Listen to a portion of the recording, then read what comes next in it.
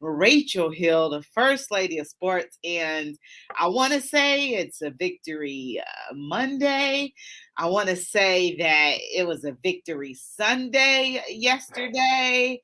The only victory Sunday was what the Cleveland Cavaliers gave to us, but we're going to dive all into that because we got a whole bunch of sports talk that we're going to get into what transpired over this past weekend. And I know that we do not have some happy Ohioans up in Cleveland right now or the state unless you root for Cincinnati. So we got Kayla Blake on with us, rising sophomore at the Ohio State University. And how are you doing, Caleb? As good as I can be after this weekend. It was a tough one. I Yeah, man. mean, it's bad weekend to be an Ohio sports fan, to be honest. Yeah, a Northeast Ohio sports fan. But like Yeah, I said, we're gonna get to them a little later. The Cleveland right, Cavaliers are the ones that held it down this week for us. I don't right. know who ever thought it would have been the Cavs, but the Cavs are balling right. Let's go ahead and get into the Cleveland Browns. So Cleveland Browns had a division game against what people can perceive to be their rival, the Baltimore Ravens, and despite having 4 takeaways, they were not able to win this game. Caleb, give me some of your overall thoughts regarding this game between the Cleveland Browns and the Baltimore Ravens, and Lamar doing what he normally does, which is magic.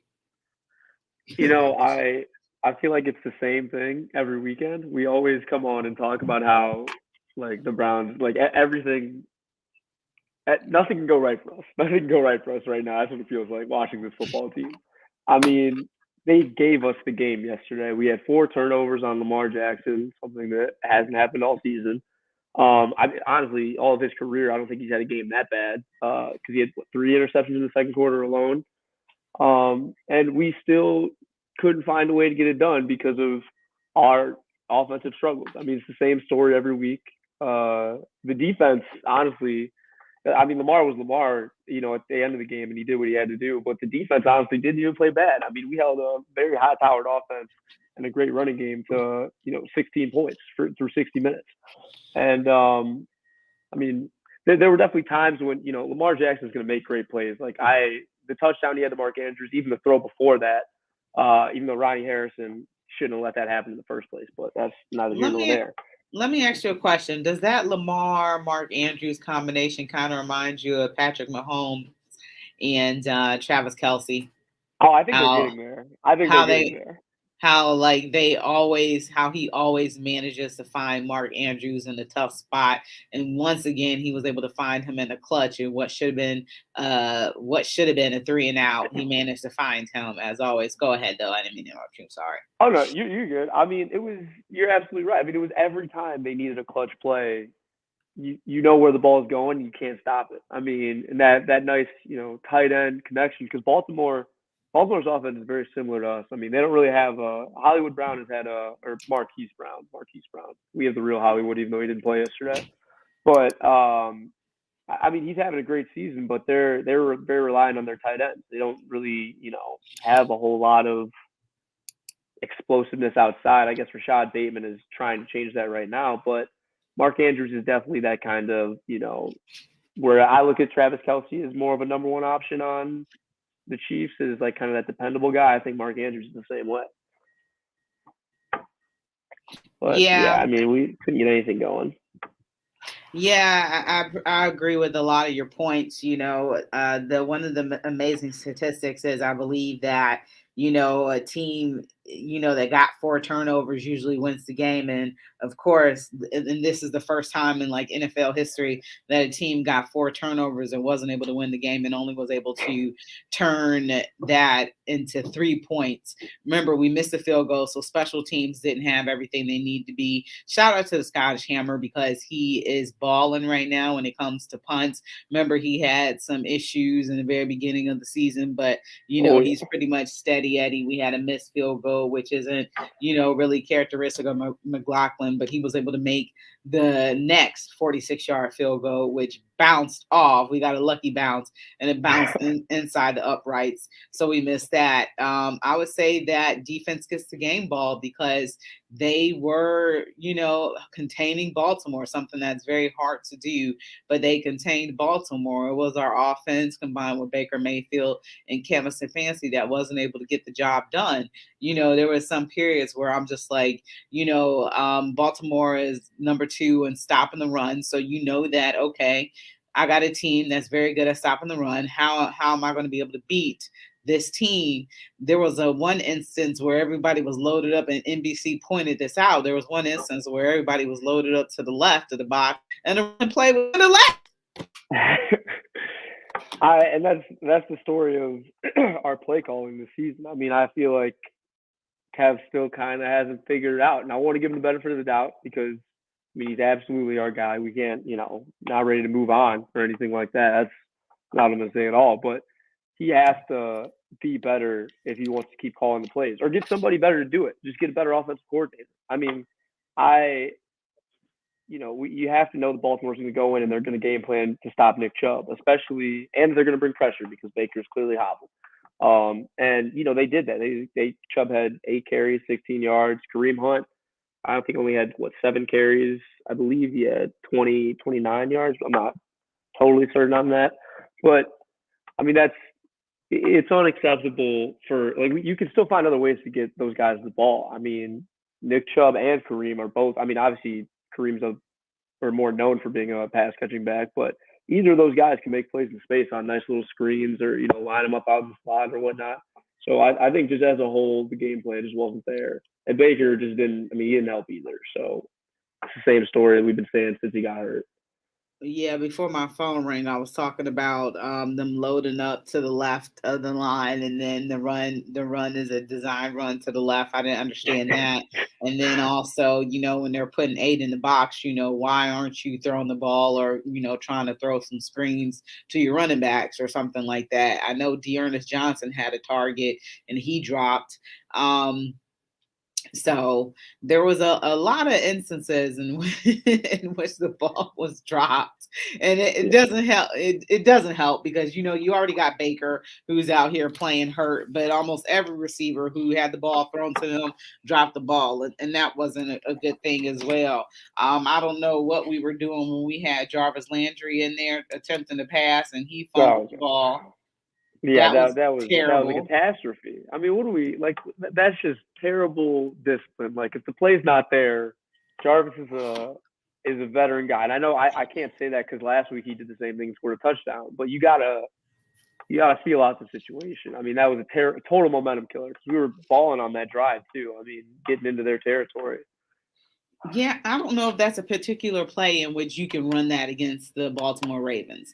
I think that their defense is too good for that. Yeah, you can run that against the Detroit Lions, who are 9-1, but you're not going to run that against the Baltimore Ravens and think that one of the better defenses in the league. Actually, think that you're going to be able to go off for that. So I don't know what they were thinking when they did that, but and Jarvis should have known better as well too. I don't know what he was thinking. He should have thrown it away.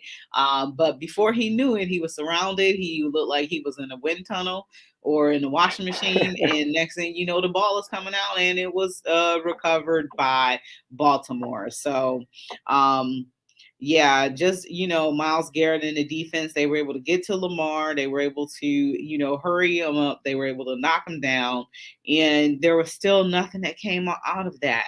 And I rarely root for other teams. I really don't root for other teams. Like, they got to be underdog teams for me to root for them. I agree. But I root for Lamar as an individual, never against the Cleveland Browns because of how bad they dogged him and was talked about how he shouldn't be a quarterback, how he should switch to wide receiver, and he's not the best quarterback in the league, but he is one of the best quarterbacks in the league, and what he's been able to do for that team is something to behold. So I always root for him as an individual, and those successful accolades, for him to have all the accolades and all that other stuff because of how bad he was dogged, as they have a tendency to do to black quarterbacks. But I mean, it's just like, Pretty much he's a video game against the Cleveland Browns, and he always manages to perform well against us.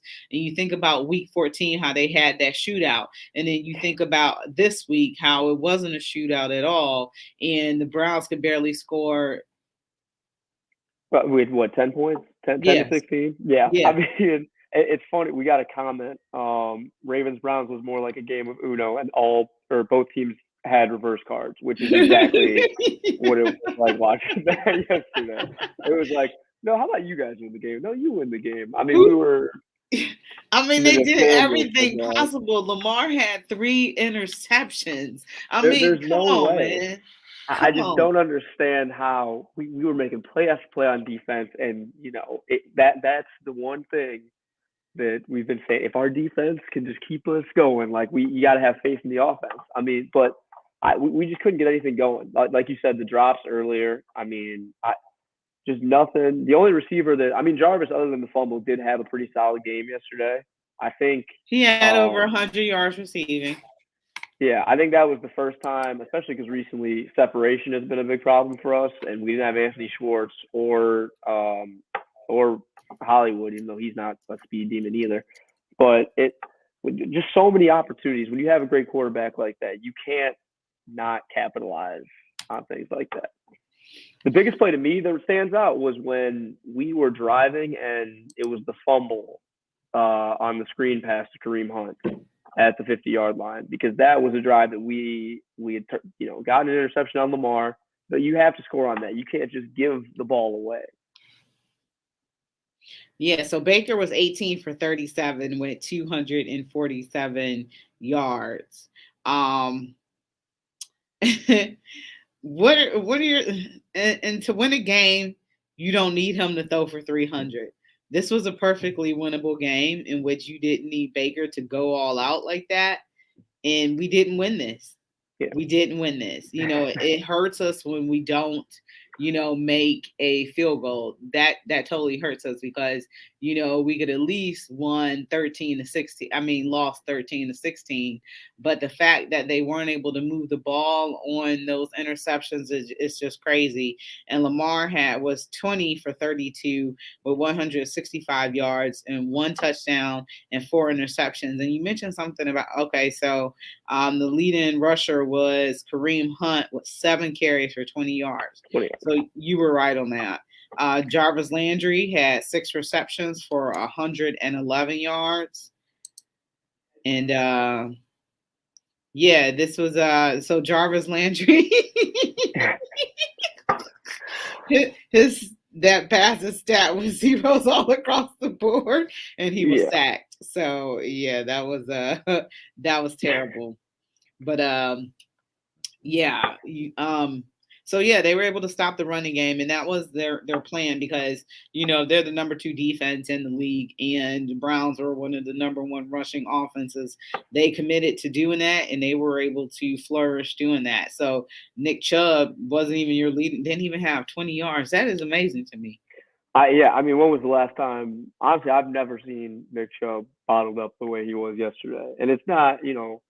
Honestly, usually we complain about the lack of carries for him. He only had 8 carries, but the way that they came into it, you have to adjust for the game plan. And if, Baltimore clearly said straight up, we're stacking the box, we're committing to, Nick Chubb's not going to beat us today. And, after that, that's when you got to make those adjustments. And unfortunately, we just weren't able to do that yesterday. But I'm also tired of hearing the same thing from Coach Stefanski after every game, saying exactly what I just said, basically, well, we just have to be better, we'll go look at the film. I don't keep saying that. Just, you can't keep saying that. Go out on the field and do something about it. Yeah, you already know that's what he's going to say. That's why his press conferences are mainly useless. And, you mentioned Hollywood Higgins. And did you listen to the press conference today that he gave about why Hollywood Higgins wasn't playing? I didn't hear it. What was the reason? He said something about it being special teams. So I don't know what that means, but it kind of was a BS answer because there was no good answer. So I don't know if he's in the doghouse or what's going on. But when you have a receiving core that's depleted, because remember you don't have Anthony Schwartz, he didn't play yesterday. You didn't have Hollywood Higgins, so that's two receivers. So who did you have? Jarvis and DPJ, and that was pretty much it. So, and I still think they need to pick up a receiver, but he pretty much said it was due to special teams is why Hollywood Higgins didn't play. And frankly, that's not good enough because this team needs another receiver. It needs him to be able to catch balls because yesterday they didn't have it. And you mentioned something about the running game, but do you think that they should have kept going with it, even though Baltimore was stopping it? You got to keep going and you got to get in a rhythm and get it going and wear them down by trying to stop the run. Do you think they gave up on the run too early? I don't want to say we gave up on it too early because if you take away, I mean, that whole second quarter was just ridiculous because it was just back and forth, mistake after mistake by both teams. But I think maybe if we could have mixed Kareem in a little more, because it seemed like he kind of disappeared a lot in the middle of that game, I wouldn't have minded to see him kind of get in there because his first couple of runs, I mean, he's a physical back. He takes a huge wear and tear on your defense. He had a few some nice runs in there. Obviously, Baltimore adjusted and was able to bottle him up more. And I mean, he only got 7 carries anyway, so I wouldn't have minded to maybe see a little switch there. Not that Nick Chubb, because once you let Kareem kind of bust in and break him open, and then Nick Chubb can be that, between the tackles, bounced outside kind of guy because and do what he does best in the fourth quarter. I feel like that's usually our plan of attack anyway. Especially when we're in the worst spot possible right now because if we're not going to play Case Keenum, then Baker, we don't trust Baker, but we can't play Case Keenum. So we're in an awful, awful spot without the run game. And when we get bottled up like that by Baltimore, it's just there's nothing we can really do about it. Nick Chubb had 8 carries for 16 yards. So we're going to go ahead and take our first break really quickly. You're listening to Her in the Huddle on WOVU 95.9 FM. We will be right back.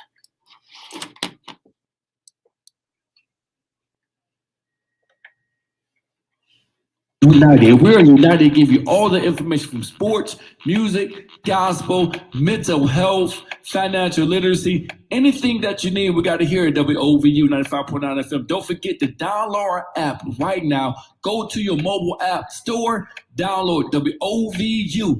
Put it on your phone. This is one of the reasons why you need to listen to us. We are the community. We're for the community. I am your music director, DJ Chris Towles. And thank you for listening to WOVU 95.9 FM.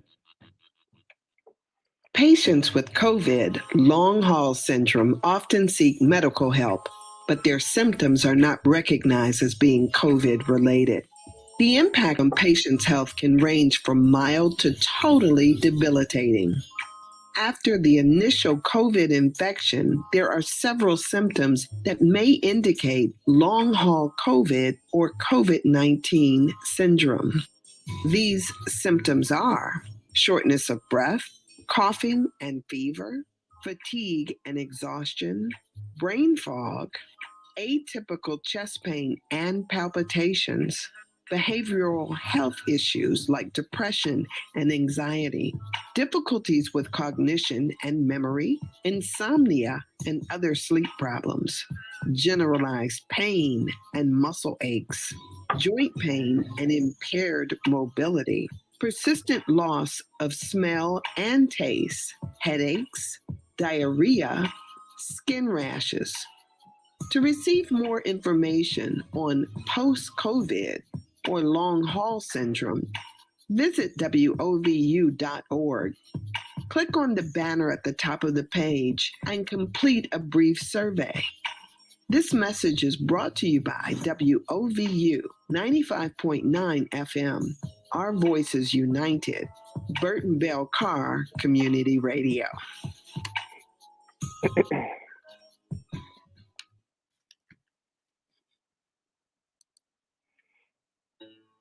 Welcome back to Her in the Huddle with Rachel Hill, the First Lady of Sports.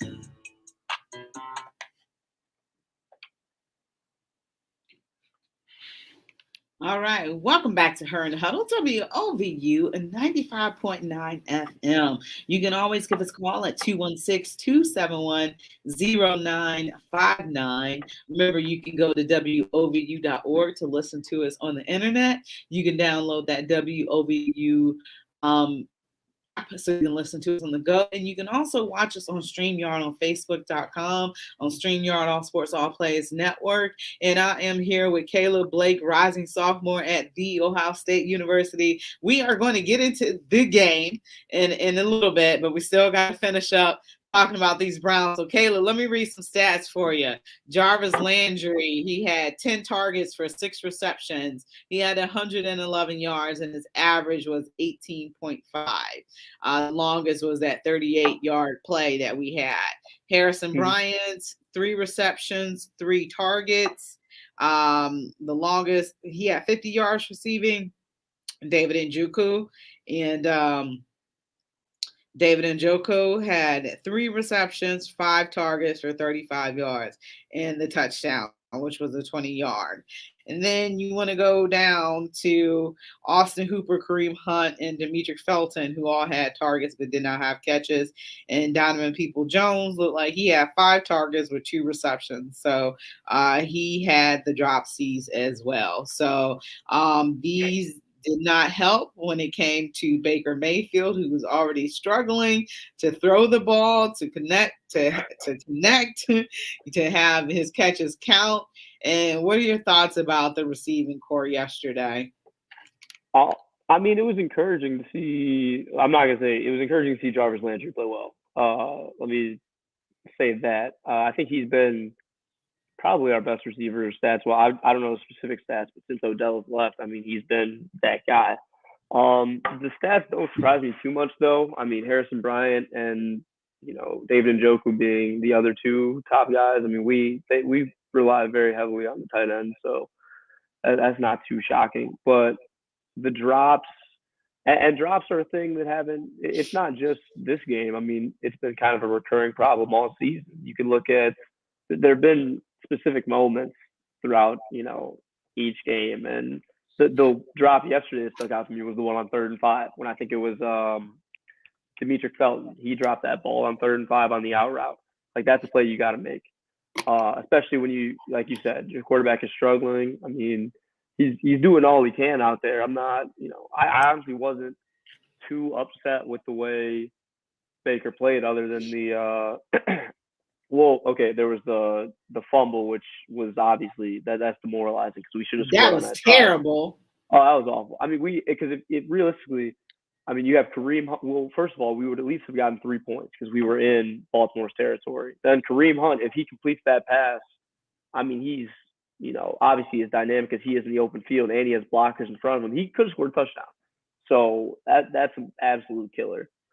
And then he also had another overthrow, which, I mean, we get at least one of those a week now. I'm not like but he's averaging more than one a week of overthrows. Luckily they dropped it though, so we got bailed out this time. I mean, Baltimore did everything they could to give us this game, and we still lost. So I just even the officials. What about the 12 man on the field play? Oh, and then you call a timeout, and then you still come back in with 12 men on the field. What is the problem? And I don't get it because, I feel like since Stefanski's come in, we talk about this great culture and how we're no longer the Browns of old. Football. Yeah, we make these boneheaded, like, undisciplined mistakes. I mean, that's stuff that the 0-16 Browns would do. I mean, we should be embarrassed. That can't happen if you want to be a playoff team. And I mean, we always talk about Super Bowl in the beginning, or at least we have, for the past 2 years. And I mean, we're struggling to make the playoffs right now. So. Yeah, because what the original penny had got wiped out, right? Because it was a penalty on Baltimore, right? So wiped it out. And then you call a timeout, and then you huddle up, and you still go out there with 12 men on the field. I mean, I don't understand. This is an undisciplined team. Everybody's like, this isn't a Kevin Stefanski team. Well, yeah, it is. And this is what happens when everything is falling off the rails and everything is falling apart. You have penalties like this because the referees, for once, they actually helped us. For once, we wasn't the most penalized. Well, we are the most penalized, team in the league. But in this game, we weren't the most penalized. So I'm just watching this game and I'm just in disbelief at the, inattentiveness of this. I mean, that just happened, sparingly. But overall, this defense played amazingly. Yeah, I couldn't have been happier with the performance from the defense yesterday, honestly, because they just made play after play. I mean, unfortunately, Lamar is going to get a couple of those plays, like the touchdown and that drive as a whole. I mean, Jadeveon Clowney was creating great pressure. That's a play that only Lamar Jackson is going to make. And that was the only real drive that they kind of got, a whole lot going where I was like, oh, this is, I mean, all right, that's fine. But other than that, we played a pretty much as perfect of a game as you can play against an offense like that and against a player of Lamar's caliber. Yet, we still couldn't find. It's like we're finding ways to lose. I just don't get it. We almost don't want to be great. We don't want to be great. Yeah, did Joe Woods save his job for another week? Oh, because you can't blame his loss on him. You can't blame the loss on defense. You can't at all. You can't say nothing about the defensive performance yesterday was honestly that bad. Like I was saying, even when they scored, that was, it wasn't terrible defense. Lamar Jackson is just that guy. So yesterday, I mean, 4 turnovers against a guy like that, and obviously they weren't all. I mean, turnovers are just part of it. You just got to make plays on defense. It's obviously Lamar made some bad throws like that. The 2 of them in the second quarter were, I mean, plays that he would never, no quarterback should ever be making. But, I mean, we capitalized, and I couldn't ask for anything better. So he definitely saved his job for at least another week. All right, looks like Marshawn is joining us. You about to make a turn, huh? Oh, yeah. Man, I'm just listening to what y'all got to say. I mean, I've kind of already, it's a lost cause for the season for me. I've kind of already threw the towel in a couple weeks ago. So it's over. It's over. Anything after this is stat padding for me. I mean, I honestly don't see us, even if we go out and beat Green Bay and Cincinnati, Pittsburgh, Baltimore one time, I still don't see us beating the Kansas Cities when it comes to it. The Buffalo when it comes to it. I don't see us beating New England again if we got to see them. So, I mean, I kind of feel like, at this point, just get healthy and let's try again next year. I mean, they standing by Baker. They don't want to put anybody else out there because it seems like maybe either Stefanski don't have faith in Case Keenum or, this is a decision coming from somebody higher than Stefanski that, hey, you got to play Baker. So, I mean, I don't know. I mean, I tuned in at the right time. You guys were talking about the defense. I mean, I agree. The defense couldn't play no better than what they did yesterday. I don't fault anybody on the defense. Every phase, the D-line, linebackers, corners all played excellent. And, you just spoiled it because we couldn't get 3 points on 2 drives. So, I don't know. I'm back to just watching basketball now, Well, I mean, I actually fell asleep on the game. After they got, what was it, 10 men on the field. I was like, yeah, I kind of know how this result's gonna turn out. So I forgot about the 10 men on the field. I forgot about the 10 men on the field because you had the 2 12 men on the field penalties. So I kind of forgot about that all sandwiched into one. Yeah, it's just, it's mental. All of that is mental. You can't blame that on coaching. Coaching didn't tell those guys to go out there with 10 people. That's all mental. That's guys who, for a lack of a better term, is half. You know what I'm saying. They half in it right now. So, I don't know. I mean, I hate to believe, this is the same old Browns, but like I was saying last week, I mean, the Browns themselves haven't done anything for anybody to believe that they've changed. Yes, we went to the playoffs last year, but outside of that, what have we done? We lost to Baltimore twice. Yeah, we beat Pittsburgh, but they're on their last straw. We didn't beat a strong Pittsburgh team. This year we haven't beat a good team to date. I mean, yeah, we beat Cincinnati, but I consider that we got an intimidating factor on Cincinnati. That's an in-state rivalry right there. So outside of that, I mean, we haven't beat nobody to write home about. That just made me feel like, oh, okay, I feel comfortable with this team. So until we do that, we're just gonna be the same old Browns. Yeah, I completely agree. I mean, there's nothing. We don't have a marquee win. I mean, we lost to a worse Pittsburgh team, in my opinion, than last year's team. A few weeks ago. I mean, everything you just said was absolutely correct. I'm not giving up on the season yet, though. I'm not giving up on the season. We're 6-6. We're still in the hunt. I mean, our division is very close knit. I think we'll go into the bye week. If we're not going to play Case Keenum, at least basically can get a whole week of rest. We'll see what happens with that. It is what it is. But come in with a better game plan. Hopefully we can get the running game going and get back to our fundamentals next weekend. But we'll see what happens. All right, guys. We got to take a quick break right quick. We'll be right back. You're listening to Her in the Huddle, WOVU 95.9 FM. We'll be right back.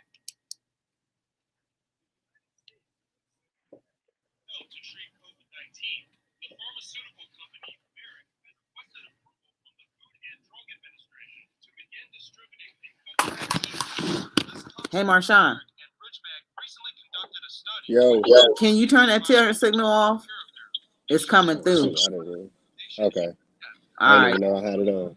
That's all right. It was coming through on air, so. All right. Oh, okay.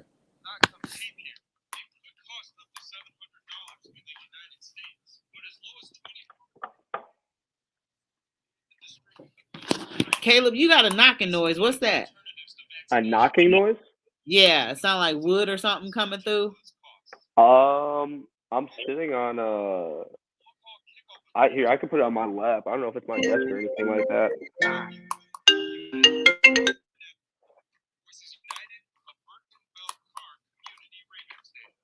Okay.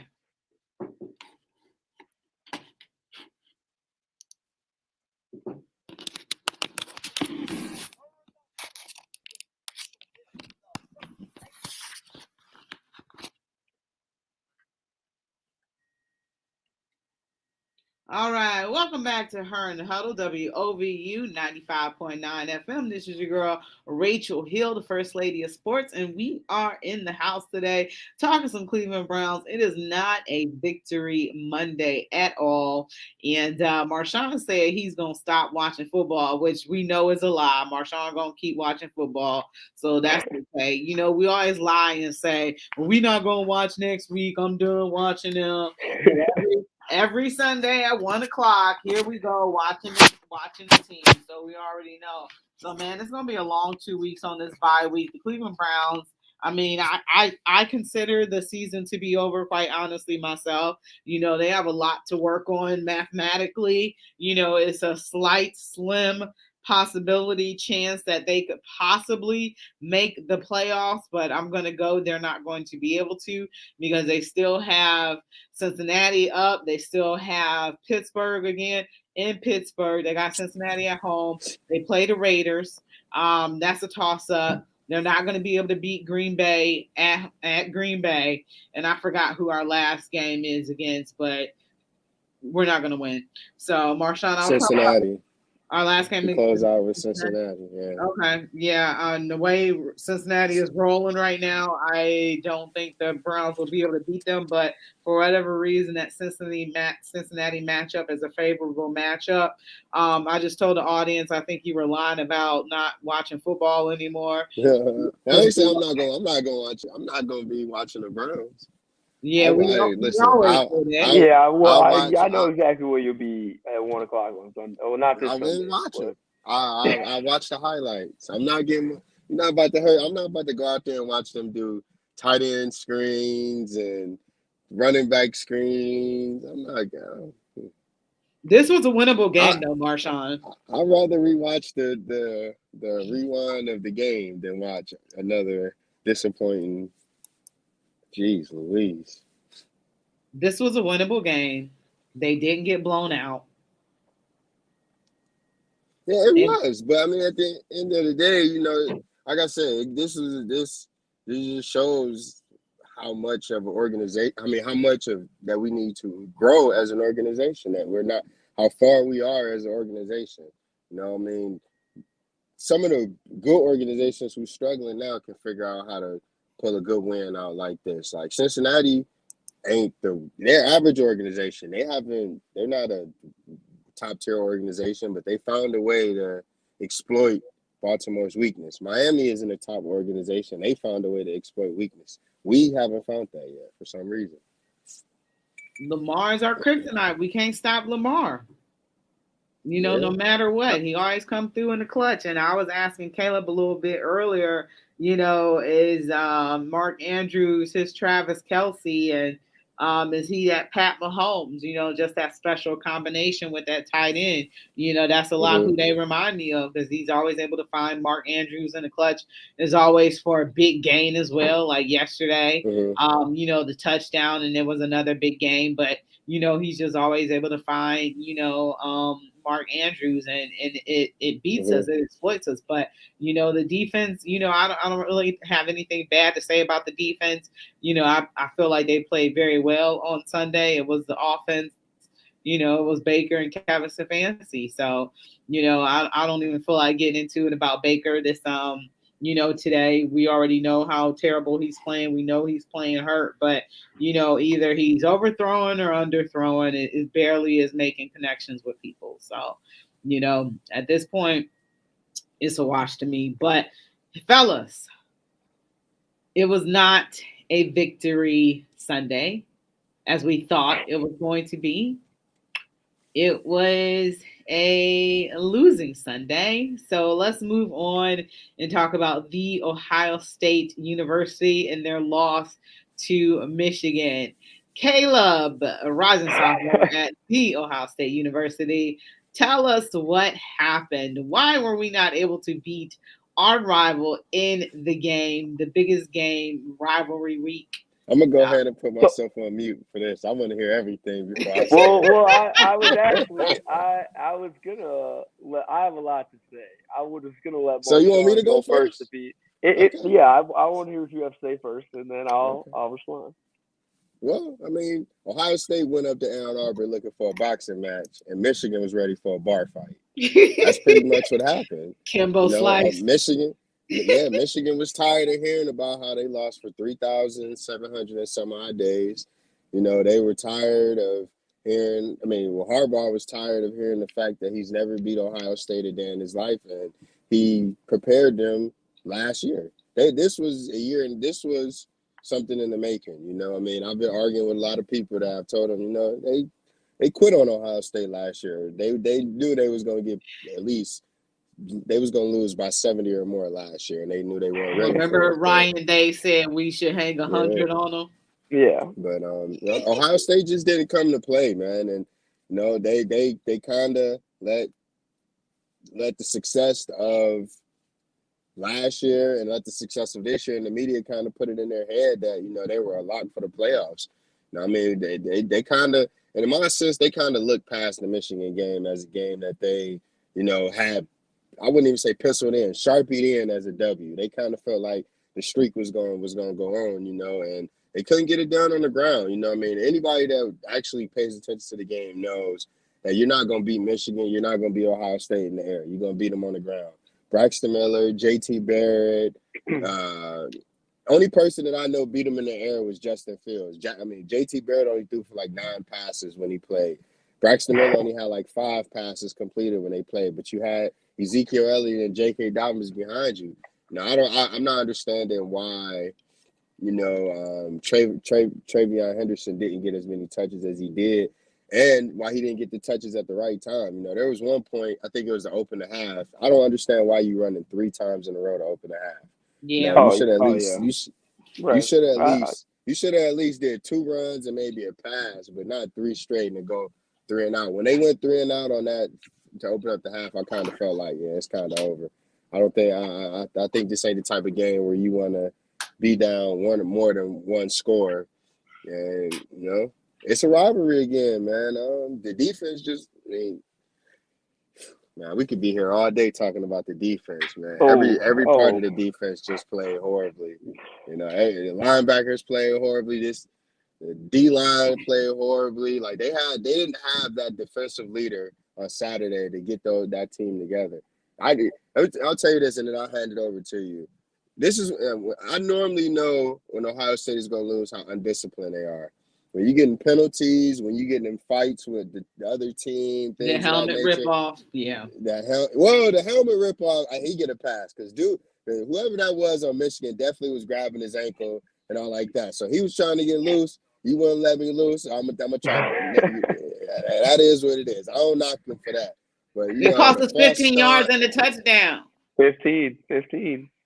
The false start and all of that other stuff, man. That wasn't Ohio State football. So, I mean, hey, they're gonna be in the Great Lakes, top town hall bowl. I'm out there, just like my Maryland Terps. We both going to useless bowls that really don't matter. So this dude always wants to talk about Maryland. But listen.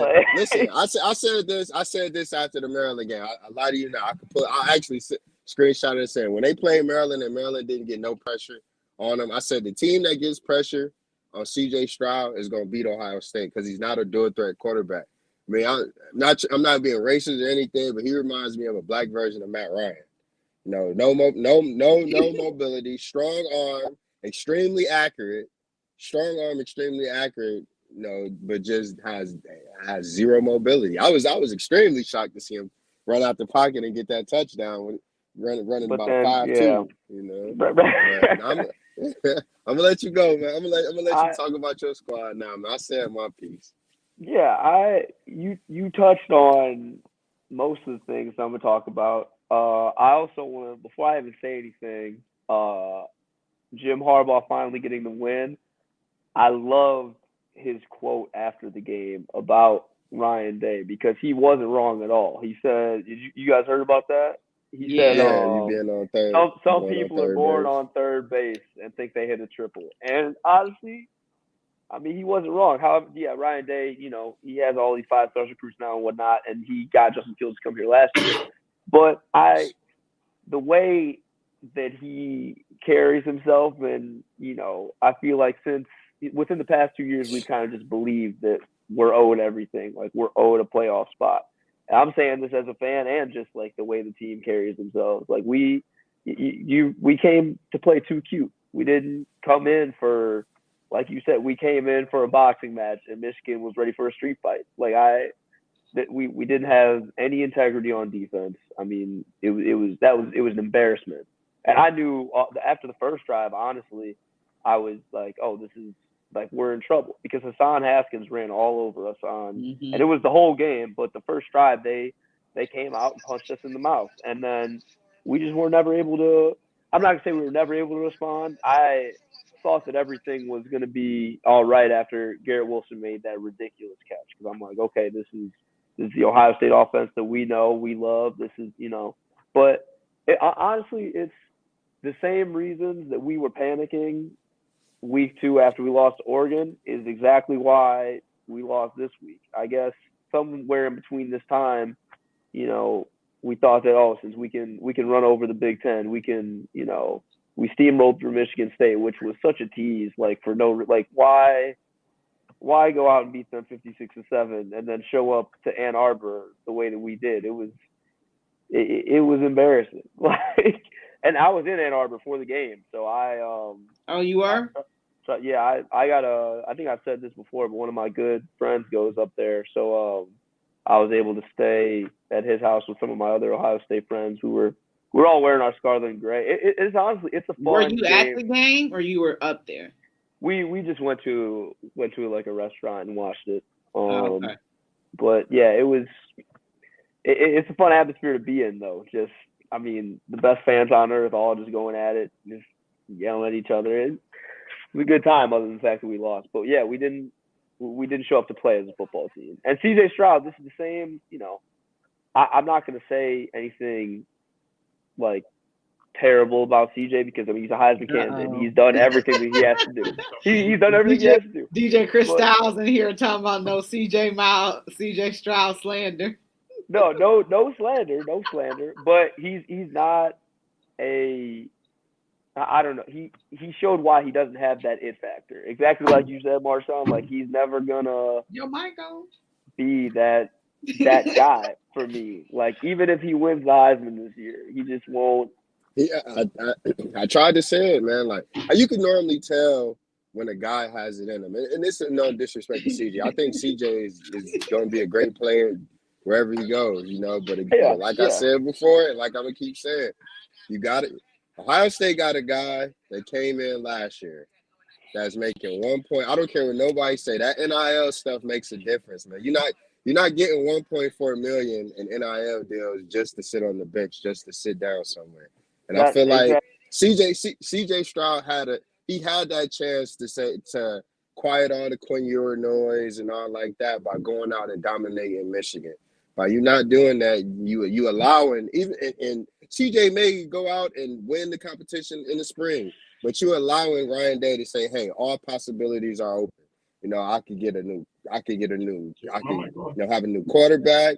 Travion is not going nowhere. I can revamp my line. I can revamp my whole defense. Only thing that's set in stone, I believe, is Travion at running back and your wide receivers. They're the only two positions that I feel like is set in stone. Everything else, I feel like Ryan Day is going to look and see if he's able to upgrade.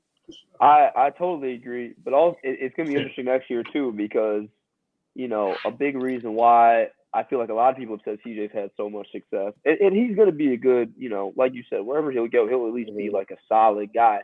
But it definitely helps when you have three of the top receivers in the country. I mean, three guys that are all certified first round draft picks. And, Chris Olave, he can't, it might be different because of COVID, but he's not going to be back next year. I don't think Garrett Wilson's going to be back next year. And they all have to be back. Jackson Smith has to stay, but I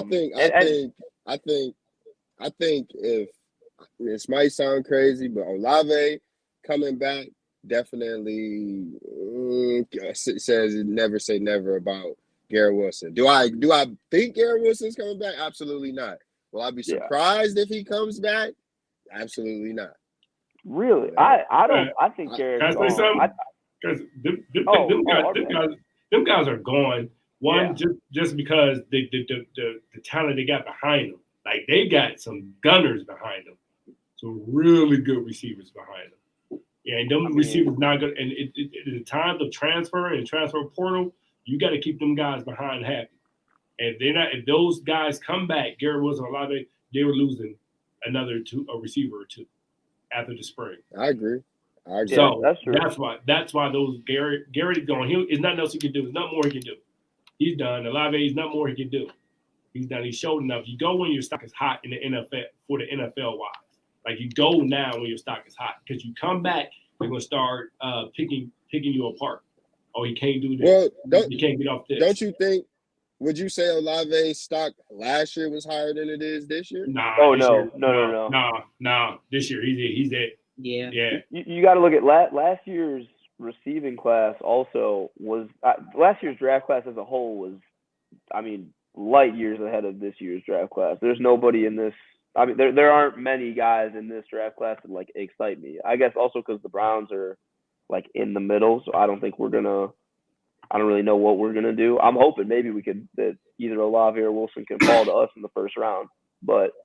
Go get it, guys. I like Olave. I like Wilson. They're go get it, guys. We talk about CJ Stroud. CJ Stroud threw the ball phenomenal in that game. I was impressed. And I was more impressed with him how the checkdowns he had of different blitzes that was coming at him and different defense that was coming at him. That's why I was super impressed. That's why I cheer for him just because the things he is light years ahead of any Ohio State quarterback that they had as a passer. Hey, I know you want to get something off your chest, man. Go ahead and get it off your chest, too. Yeah. Go ahead and get that off your chest, man. No. I love CJ Stroud. No. I told you I'm a champion because I think he's a really, really good quarterback.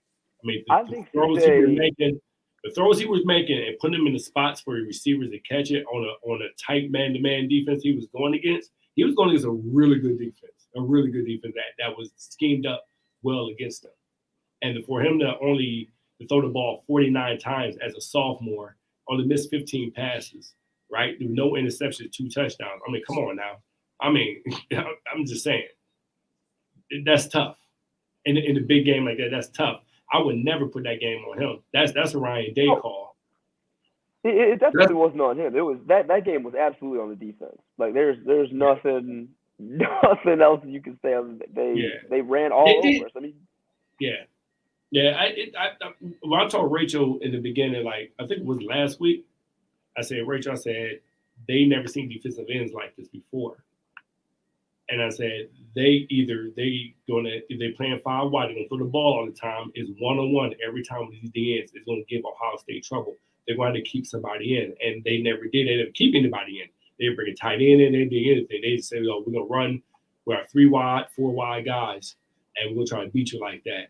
And the weather has something to do with it.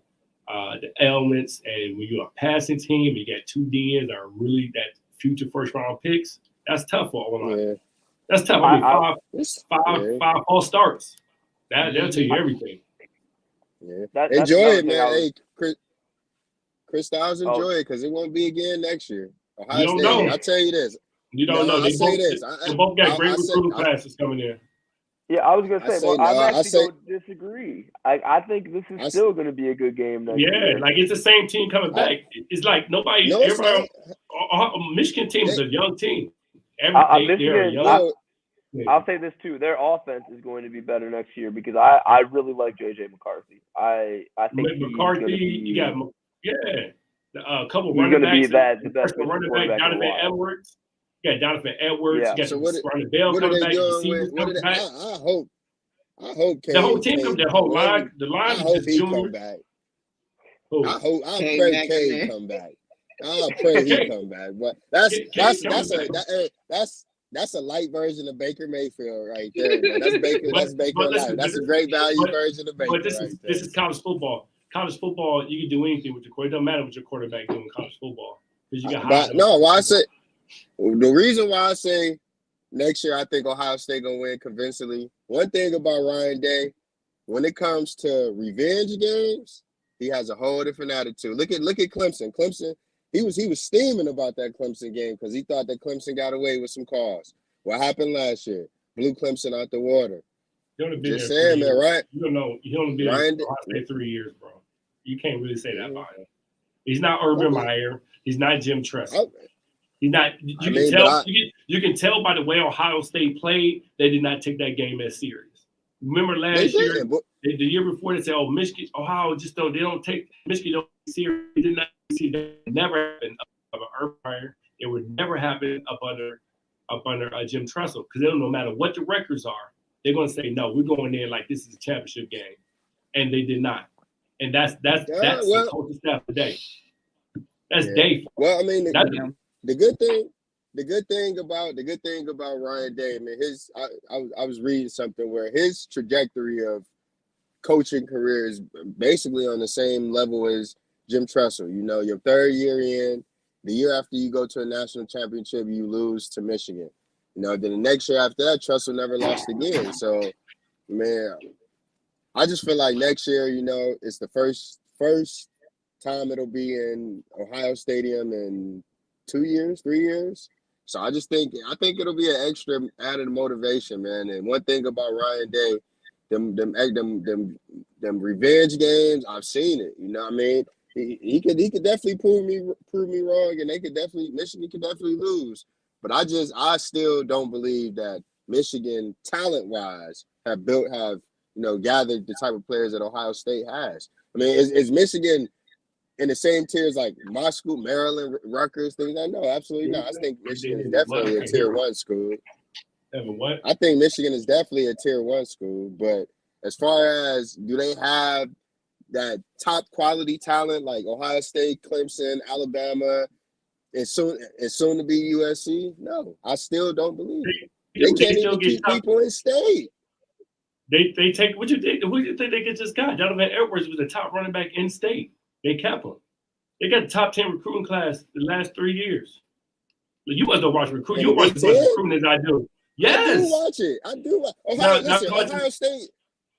Ohio State does get top 3. They get top 3. Yes, they do. Michigan is right back, and Michigan's number 2 in the Big Ten, and always between 5 and 10 nationally with recruiting. They get players. I watch this. Trust me, I do recruiting heavy because that's what I do on the side. I watch who they get. They get top players. They're in top 10. They get players. Just like everybody else get players. Oklahoma get players. Clemson's going to get players. Everybody's going to get players. Now, the problem is, are you going to develop your players? You get 5 stars. I say 1 million 5-stars flame out at Ohio State. 1 million of them. Because they get a lot of them, and they flame out. Your question is, when you get those players, can you develop them? Can you develop? And he developed Hudson, who was a 3-star guy, and he developed them. The other DN was a 2-3-star guy. They develop them. Your key is develop it. Right. Your players. And if you can't develop it, he actually got a coaching staff that can develop. Even Alave was a 3-star guy. He wasn't a 5-star. Right. 3 about developing. And if you got the coaching staff that can develop the players, then that's where you go. It doesn't matter. You can get 1 million 5-stars all you want. Well, if they don't develop as freshmen up to their sophomore, junior year, it means nothing. Absolutely nothing. I agree. So they're good. They both teams in a good spot. You want the Big Ten to be great. You just don't want one team dominating. No, I said this win helped the rivalry. It helped the Big Ten. That way, Ohio State ain't the only team in the Big Ten. That's why I feel like, I don't know. I think that, until I see Michigan develop, like you say, develop those quality of players, develop, all of those good players. We'll see it. Do their players go to the league? Yes. Are they great players? Are they good players? They're still out there. There's not a lot of great Ohio State players in the league. It's the same amount. If you look at the top, listen, they put them out there. They put out the team that put out the most kids in the league so far, and the top 3 teams were Alabama, Michigan, Ohio State. It's still up there. Like, it doesn't matter in the last 10 years. It doesn't matter. So as long as you put good players, everybody's not going to be great. Ohio State don't got great players in the league. They have good players, but just as amount. They don't have great players. Like, man, he's from Ohio State. He's a great player. Who's a great player from Ohio State? You say that's great. Right now. That's great. Joey Bosa is great. He's good. I haven't heard his name all year. Michael Thomas is great. He's hurt. Even though he's hurt, he's great. He's not great. He's good. Oh, my goodness. Marshawn Lattimore is he's good. Good could be great. Good. Denzel Ward ain't great, but he's good. You said great. They put out good players. They put out good players. It's just good players. It's fine. That's what you do. You want to be able to get to the league, go be good. Everybody ain't gonna be great. But all your team need is good. All your team needs is guys who gonna be NFL draft picks, or in the college football team. And there it is. All right, Ohio State right now got 58 players in the NFL. Whoa, that's a Michigan got 42. Michigan got 42. That's a lot, isn't it? 42 for a team that everybody don't think is good. What? How many Alabama got? Think about that. You got 42 players in the league for a team that got 64. And there you go.